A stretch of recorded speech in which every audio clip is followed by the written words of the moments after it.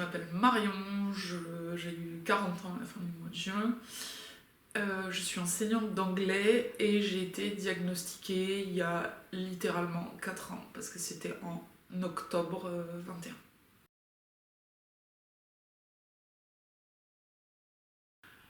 Alors c'est quoi l'autisme? D'après le Diagnostic Statistic Manual numéro 5, donc c'est le recueil de tous les troubles slash maladies de la psychiatrique, c'est américain, le livre est américain.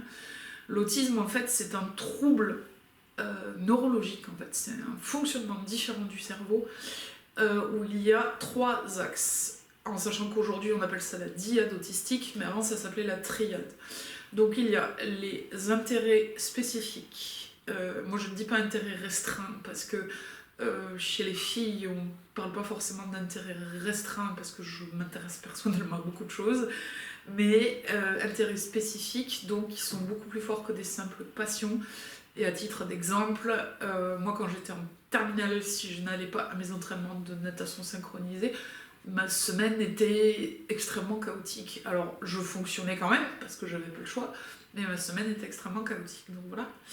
Ensuite on a les difficultés de lire les codes sociaux. Moi je ne comprenais pas pourquoi, par exemple, tout le monde devait aller jouer à la baballe dans la cour de l'école. Je parlerai de l'école après. Et ça, c'est vrai que c'est un truc que je me suis toujours demandé, mais pourquoi? Voilà. Et ensuite, le dernier élément beaucoup plus récent, c'est les aléas sensoriels, donc la dysrégulation sensorielle, exactement, c'est ça le terme. Donc, il fait qu'on peut avoir des hypo ou des hypersensibilités. C'est-à-dire que moi, par exemple, je suis hypersensible au bruit, mais par contre, je suis hyposensible au toucher, sauf quand j'ai une crise, où là, effectivement, il ne faut pas me toucher. Mais voilà, et hypersensible au bruit, ça veut dire que par exemple, les transports en commun, c'est extrêmement difficile. Et c'est vrai que depuis le diagnostic que j'ai acheté le casque anti-bruit, ma vie est quand même beaucoup plus facile. Voilà.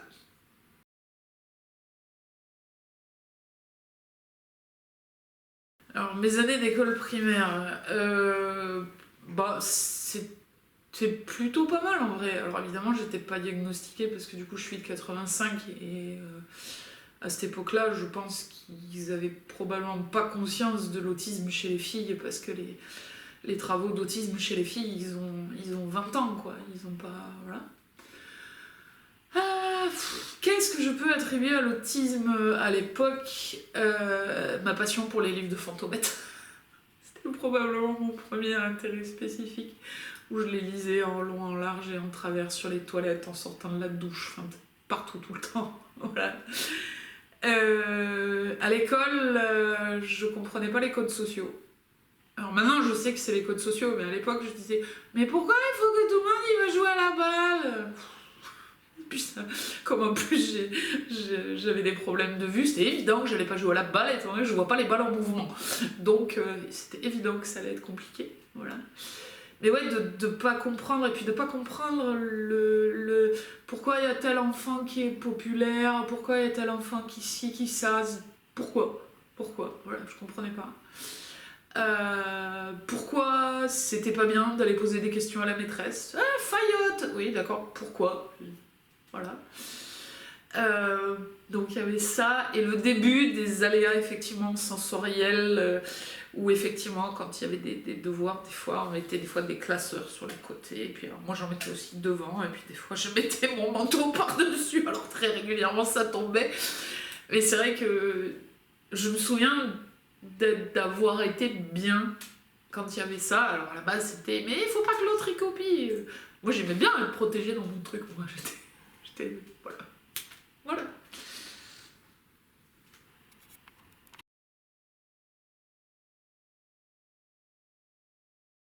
Je voudrais qu'il y ait de l'information, déjà. Je voudrais qu'un enseignant sache que autiste, ça veut pas dire ou génie des maths, ou personne qui connaît par cœur tous les numéros de l'annuaire. Qu'il y a plein de formes d'autisme, que c'est un spectre. D'ailleurs, maintenant, ça s'appelle trouble du spectre autistique. Trouble du spectre autistique. Voilà. Que les symptômes ne sont pas constants aussi. C'est-à-dire qu'un jour, Un jour, un enfant peut très bien aller être très à l'aise avec ses petits camarades, et puis le lendemain ou le surlendemain, il aura pas envie de parler, il sera dans son bouquin, parce qu'il y aurait eu trop de bruit, parce que les néons de la salle, ils l'auront dérangé, voilà. De se rendre compte, voilà, que les symptômes ne sont pas constants. De savoir aussi que les filles et les garçons, c'est pas du tout pareil. Alors effectivement, les garçons, ça va être assez cliché, ils aiment les sciences dures, donc maths, physique, bio, voilà. Euh, alors que les filles, on est plutôt sur filles hyper lexiques, donc très intéressées par les langues. Je le sais, hein, j'en parle un certain nombre, voilà. Donc voilà, la différence entre les garçons et les filles est de savoir que bien évidemment, il y a des autismes sans déficience intellectuelle. Ça peut être l'inverse même, ça peut être donc ça. Qu'il faut trouver un équilibre, et étant donné que je suis enseignante, je le sais, hein, parce que je me questionne aussi des fois moi-même, il faut trouver un équilibre entre la surprotection des enfants, et, enfin des enfants, des ados, ou des jeunes adultes en fonction des âges, et le fait de faciliter. Parce que je pense qu'une des raisons pour lesquelles je m'en suis sortie comme ça aujourd'hui, même si j'ai galéré, hein, voilà, c'est aussi parce que j'ai appris à échouer. Et la vérité, c'est que de refuser l'échec, de trop faciliter, je suis désolée, c'est pas rendre service aux jeunes. Donc voilà. Et comment dire, de libérer l'accès aux aides matérielles.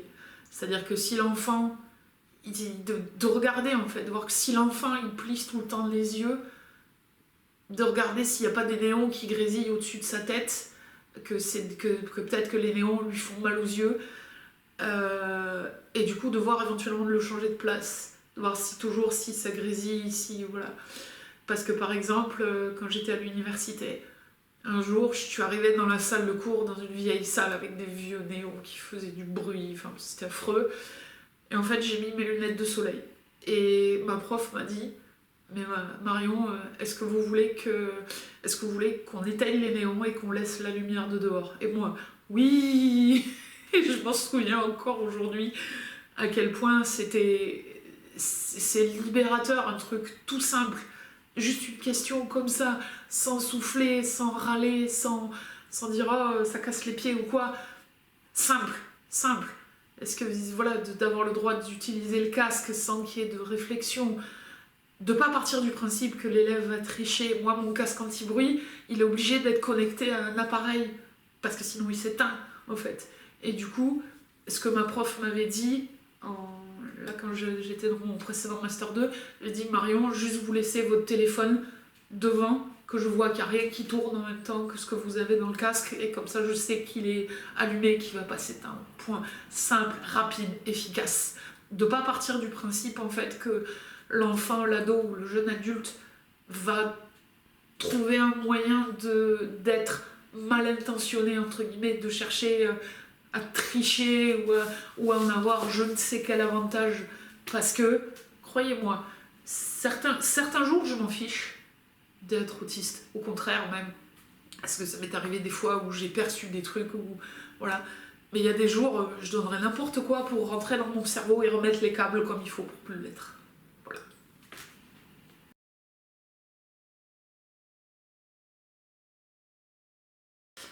Alors à quoi je voudrais que les enseignants... Enfin, qu'est-ce qui, je pense, serait pertinent auquel les enseignants devraient faire attention? Alors j'ai parlé avant effectivement des aléas sensoriels, du fait de plisser les yeux pour problème de sensibilité. Le fait de potentiellement crier, si un enfant crie beaucoup, peut-être qu'en fait, alors peut-être qu'il a des problèmes d'audition, c'est possible aussi, mais peut-être aussi qu'il est juste hyposensible au bruit et qu'il s'entend pas, aussi, voilà. Donc voilà, de faire attention à ça, d'observer en tant qu'enseignant, on les connaît nos élèves un minimum quand même. Moi je vois là, ça fait 3 semaines que je suis dans le lycée où je travaille, et je commence à sentir, à piffer, voilà. Donc aussi se faire confiance, de dire s'il y a un truc qui veut pas là, qui est un peu bizarre, voilà. Donc voilà, faire attention à ça. Et en tant qu'enseignant, quand vous savez que vous avez un élève autiste et que vous voyez qu'il est perdu, qu'il ne comprend pas, qu'il va vous répondre avec ce qu'on pourrait appeler une franchise insolente en fait, de dire qu'en fait, il faut lui dire qu'il ne faut pas le faire. Il faut lui dire non, ça ne se fait pas. Parce que si j'ai progressé comme j'ai progressé aujourd'hui, c'est parce que on m'a laissé échouer aussi. Mais par contre, il faut pas juste lui dire t'es nul, c'est pas bien ce que tu fais. Il faut lui dire ça ne se fait pas parce que on ne fait pas ça, parce que on ne parle pas comme ça à un adulte, parce que ce mot-là est considéré comme irrespectueux. Et il faut le dire d'une manière où il n'y a pas d'enjeu. C'est-à-dire où l'enfant, il comprend que c'est comme s'il lisait une consigne de son livre de maths, ou de bio, ou de je ne sais quoi, que c'est comme ça que ça fonctionne. D'accord ? Et ne pas hésiter à revoir avec lui, ou elle d'ailleurs, d'être sûr qu'il a bien compris, de lui demander éventuellement de reformuler ou quelque chose comme ça. Et après, de dire, là c'est dans le cas des enfants déjà diagnostiqués, de dire que si à un moment la surcharge est là, déjà de lui apprendre à repérer les signes. Voilà. Moi par exemple, ma vision se floute. J'entends des bruits soit qui ne sont pas là. Quand je suis dans un environnement que je connais, je dis ce bruit il n'est pas là normalement. Pourquoi ? Ou alors j'entends tout trop fort. Ou alors après j'ai les muscles qui se tendent. Donc d'apprendre à repérer les signes et d'expliquer à l'enfant ou à l'ado ou au jeune adulte de dire voilà, quand tu as les signes, tu peux aller là. Et aussi de rajouter, de dire par contre, abuse pas. Va pas là-bas si t'as pas besoin d'y aller.